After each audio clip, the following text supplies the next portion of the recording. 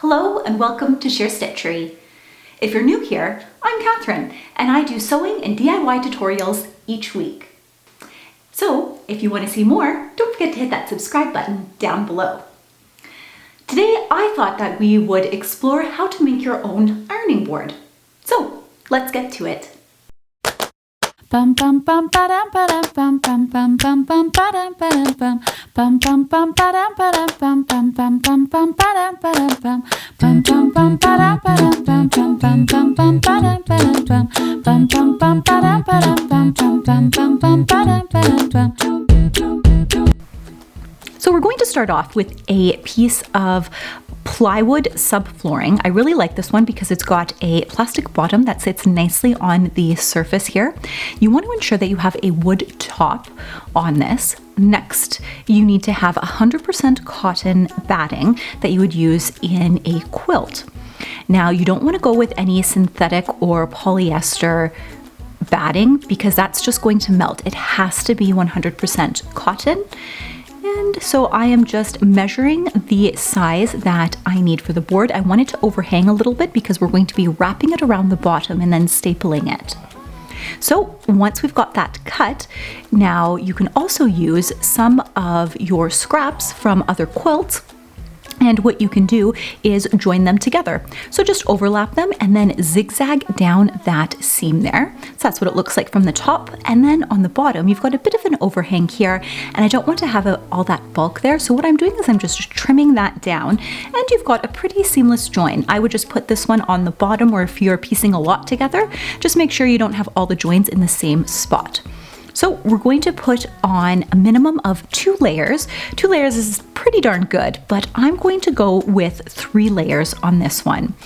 And you don't want to go much more than that because you want to utilize the properties that the wood has when your steam goes in and you're pressing those seams in, and it absorbs that seam to give it a nice crisp opening when you are pressing them. So then we're going to flip it over and you're going to get your handy dandy staple gun out and you're going to staple it, and that didn't work very well. Well, I got my husband to help with the staple gun. It was being a bit finicky. Next, you're going to take 100% cotton for your top layer.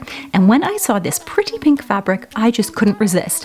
It has little scissors on it and it is perfect for my sewing room. That being said, my one daughter said that it looks like a baby's change table. So I don't know, what do you think? Let me know in the comments down below. And so basically you're going to do the exact same thing that you did with the cotton batting, and you're going to place this along the top, and then you are going to flip it over after it has been cut to size. I'm just smoothing out all of the wrinkles here so that when I do flip it over, I know it's nice and taut.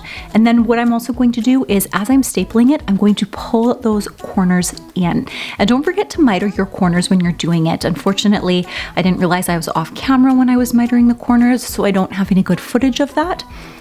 And you'll see here, my husband was helping me with the staple gun once again. And so you've got the staples in along the edge. Now we're just going to trim this off. You don't need to do this, but I just thought it made it look a little bit neater when it's laying down. And there you have it.